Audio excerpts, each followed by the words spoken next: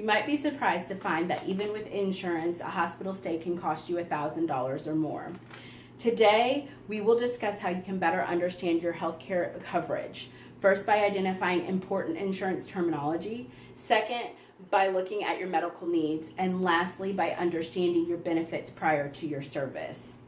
I have 10 years medical billing experience. My experience is in medical billing and coding.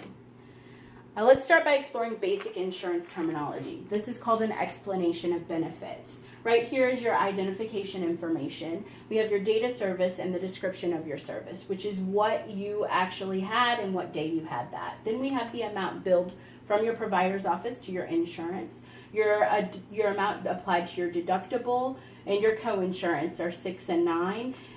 The applied amount to your deductible is what you are responsible for before your insurance actually pays a claim. And then your co-insurance is what your insurance deems your responsibility after they've paid their portion of the claim. Then we have the amount billed. So once that's been billed, your insurance pays a certain amount. That is where your plan discount or the amount that they write off is going to fall into your lap. You're not going to owe anything, but you do want to know that there is a certain amount that is not paid by your provider. And then the amount that you owe may be in this column, although it's not always. So this is just a basic understanding of how your insurance has deemed that claim to be paid. And you can get that information from verywell.com. And then down here at the bottom is a message from your insurance company. I recommend going to whatismedicalinsurancebilling.org. It's going to give you the 3 most common types of reasons that your insurance does not pay a claim. That is usually deductible, co-insurance, and then your copay. A copay is what you owe at the provider's office once you've had a service, or once you're going in for a service. You're going to pay anywhere between $25 to $70 for a medical service up front. So once you have all of that information, you're going to need to understand why you need to understand your EOB, or your explanation of benefits. The first reason is you're going to receive a bill. Mistakes happen on your provider's end as well as your insurance's end. So you just want to make sure that they have not made a mistake assessing your payment. And then fraud. Fraud is a huge deal in the medical industry. I recommend going to nhcaa.org. What that is going to help you identify is when common fraud issues occur. So you want to look out for double billing. You also want to look out for any time that they've deemed a service that you have received but you did not actually receive. If that does happen, contact your insurance company as well as your provider's office. They will correct that and fix the mistake.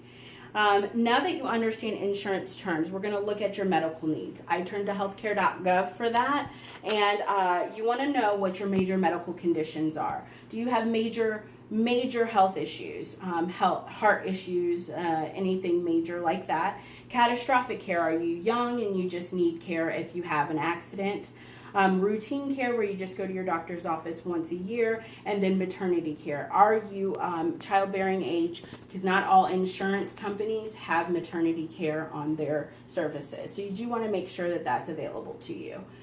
Then we're going to look at our costs. This is your premiums, a monthly payment that you pay every month that sometimes your employer will also pay a portion of. And then your out-of-pocket costs, what you pay when you have a service.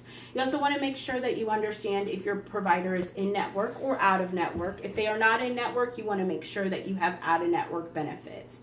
And that just means that your insurance will pay for that service by that doctor because they have a contract with that insurance company.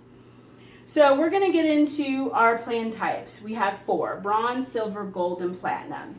Your bronze plan is a low premium, so a low monthly payment, and a high cost of care. Your gold plan is a high premium, low cost of care. So they're going to pay a little bit more for your service, but you're going to pay a little bit higher monthly plan. And then your platinum is your highest premium, your lowest cost of care. So that's going to be for somebody who has major medical conditions. And then what most employers provide is the silver plan, which is a moderate cost of care and a moderate premium.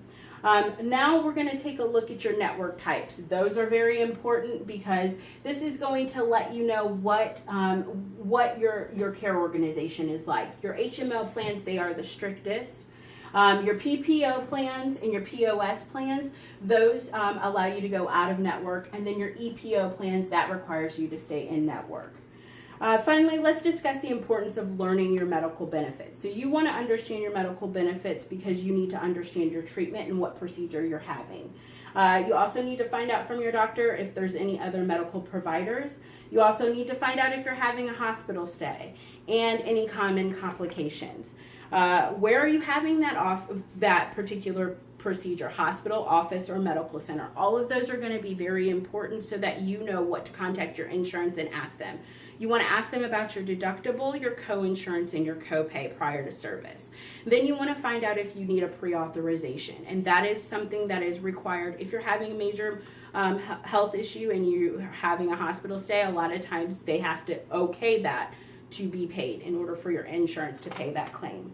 So once you get all of that information from your insurance provider, you can go ahead and plan your costs. This means that what am I going to pay up front and what am I going to pay on the back end?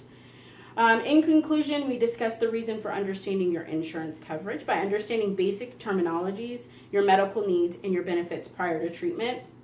Just keep in mind, because you have a coverage does not mean it's 100% covered. Only 4% of Americans understand their insurance, and that is from policygenius.com.